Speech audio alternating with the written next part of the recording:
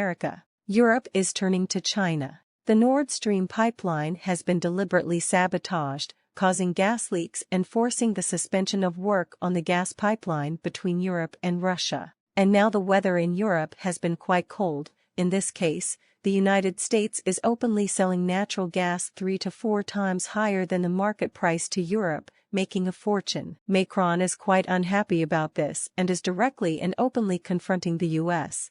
Macron shouted at the U.S. that U.S. natural gas is just too expensive, and for the sake of U.S.-European friendship, this can't happen anymore. This is not how true friendship should be. The United States is still selling liquefied natural gas to Europe to make a fortune in war, but Europe is still loyal to further sanctions against Russia. The United States is completely Europe as a leek to harvest, but Europe is still shouting about the so-called friendship.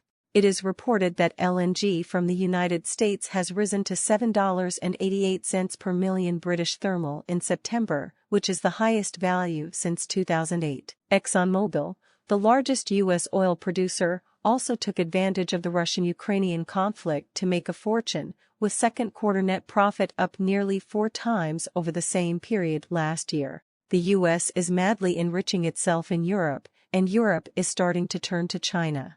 A few days ago, the European Central Bank made a rather important decision to sign a bilateral local currency swap agreement with China, as a way to further promote economic and trade cooperation between China and Europe. In addition, Germany has taken the lead in a new cooperation project with China, as the leading car rental company Cixi will purchase 100,000 new energy vehicles from China's BYD. The partnership between China and Germany is already working.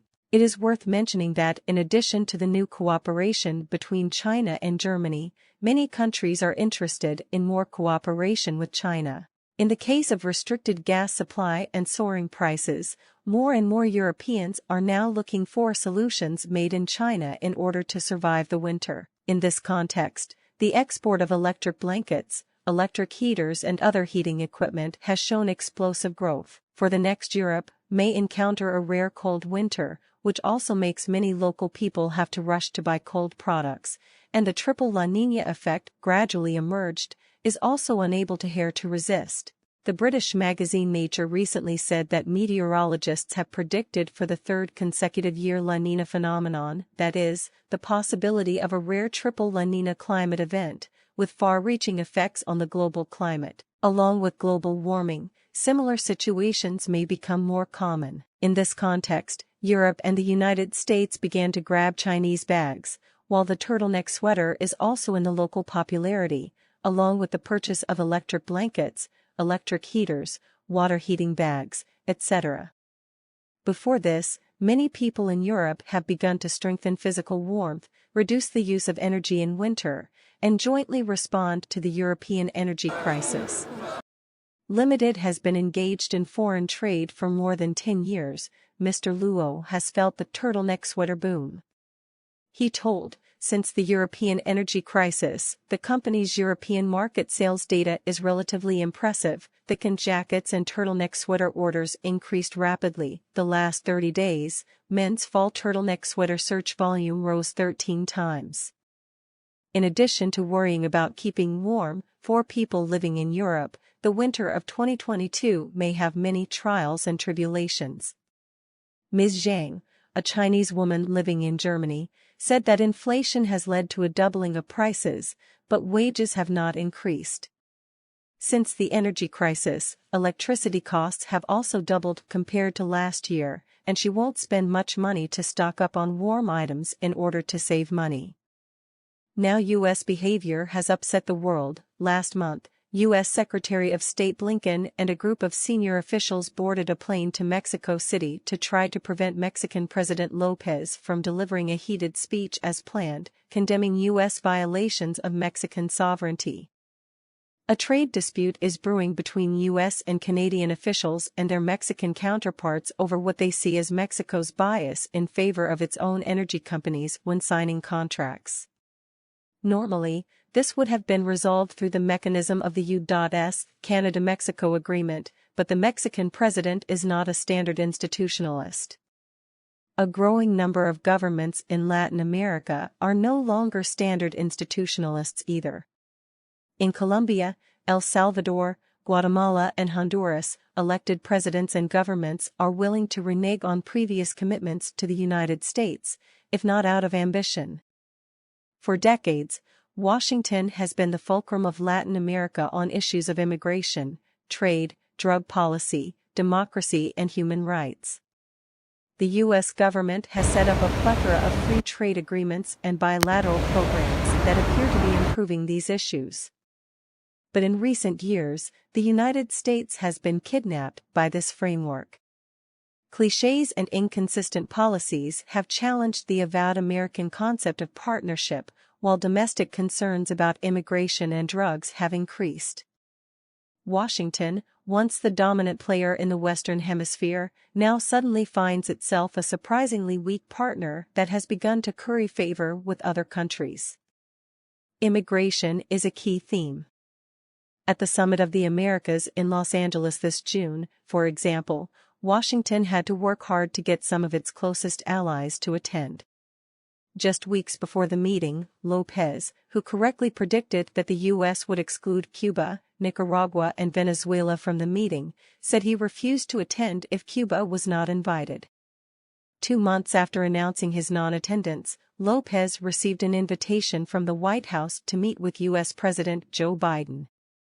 The message was clear: if you get tough on the United States on a Western Hemisphere platform of activity, but you are still vital to securing U.S. domestic interests, you will not only get a pass, you will get a hug.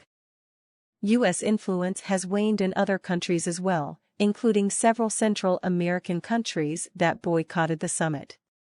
Once victims of covert and overt U.S. intervention, Central American countries now seem indifferent to U.S. practices that punish officials for corruption and violations of democratic checks and balances. Not surprisingly, neither El Salvador's President Bukele nor Guatemala's President Jammeh were invited to this year's Summit of the Americas in Los Angeles.